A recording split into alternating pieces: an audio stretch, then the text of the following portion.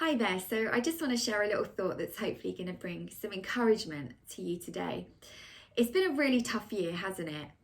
And this week has been no exception because for so many of us, we had this little hope that we might be able to see our families, even just for a short time over the Christmas period.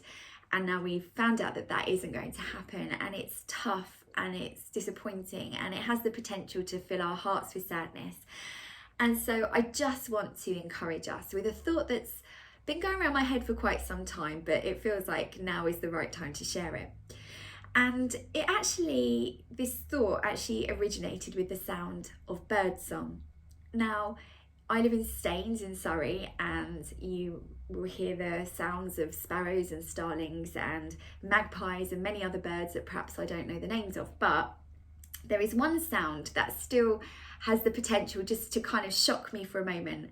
And that is because in Surrey and the surrounding areas, there are flocks of green parakeets. And if you live around here, you've probably seen it for yourself.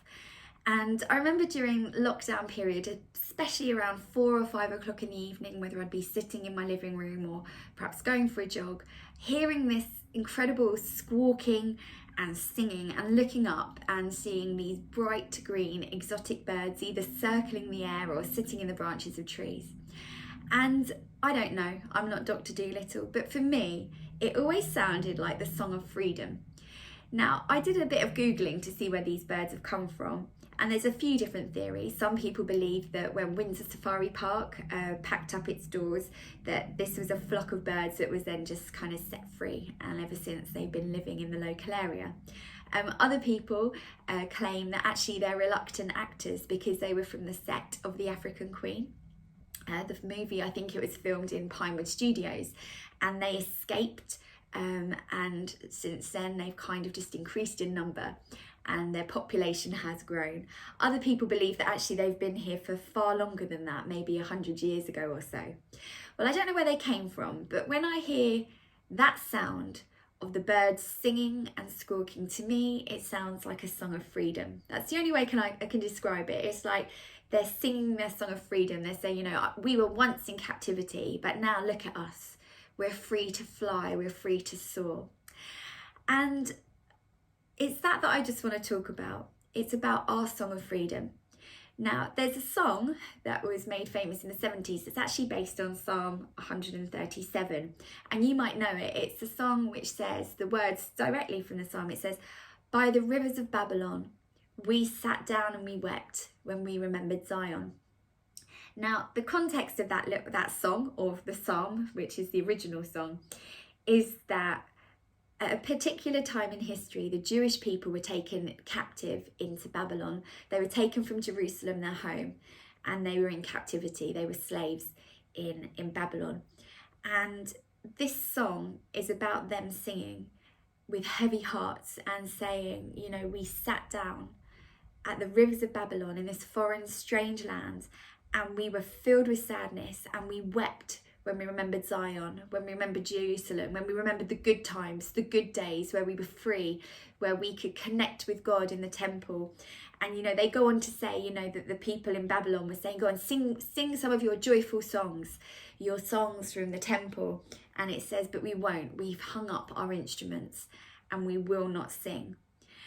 And it made me think about how it's quite relatable what the children of Israel were saying then, to us now. They were remembering the good times. They were remembering the times of freedom. They were remembering the times when they connected with God in their home place, and their hearts are filled with sadness. And for us right now, perhaps we can sit and sometimes we remember, what it was like last year at Christmas, when we were able to meet with our family and friends, and when we were free to do what we wanted to do, when we were free to hug our family, when we were free to spend time in their presence, to go where we wanted to go and do what we wanted to do. And perhaps when we remember those times, our hearts are filled with sadness.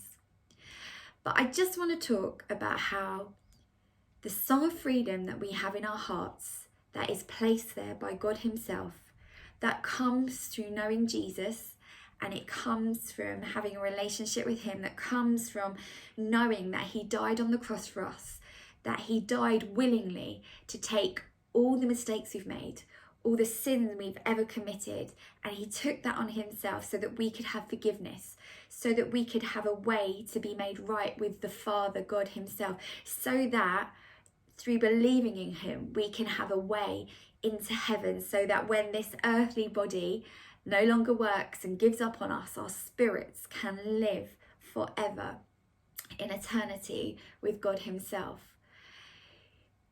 That song of freedom that is in our hearts, nobody can ever take that away from us. You know, in Babylon, in those times when that psalm was written, I thought about this, you know, the way that they connected with God was through going physically to the temple. That's the way they connected with God. They would go there, they would take their offering, and through a high priest, they would connect with God.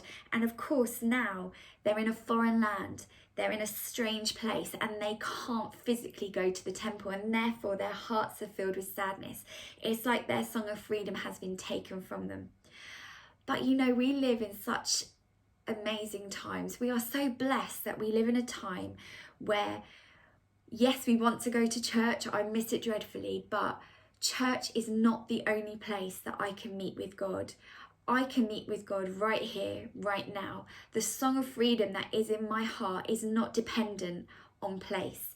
It's not dependent on circumstance. You know, it's been a really tough few months. My dad's been really poorly and circumstances have not been good. But my song of freedom doesn't depend on location. It doesn't depend on me being in a church building. It doesn't depend on all my circumstances being perfect, because that song of freedom is in my heart and it comes through knowing Jesus, and nobody can take that away from me.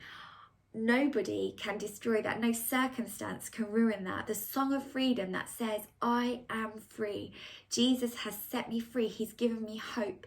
He's given me peace. He's given me new life. He's given me a way into heaven. No one can ever take that away from me. I can feel sad, and I do feel sad that right now I can't go and give my family a big hug. I can't see them on Christmas Day. But even in this kind of captivity that has been enforced on us, no one can take our song of freedom. You know, this will pass. It will go. You know, at one point we will be able to do those things again. But until then, just like those green parakeets that are kind of flying through the skies and landing in the trees and singing their song, no one can take our song of freedom. God has given it to us. It's a gift. You know, it's a gift that comes through the grace of God. And no matter the circumstances, no matter the sadness and the disappointment, let's let that song of freedom sing freely out of our hearts. And right now, as we're coming close to Christmas, you know, what better way to remember the joy and the love of what Jesus Christ has done for us than just to keep rejoicing, to keep holding on to the truth, to keep singing our songs of freedom. And let me tell you, no one can take that. We can surrender it, but no one can take it from us. And so let your heart be full of joy. Let your heart be full of love. Let your heart be full of hope.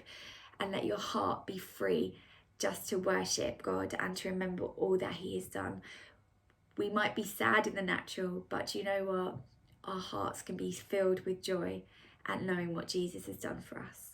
Hold on to your song of freedom, keep singing it, and one day we will actually physically be free again.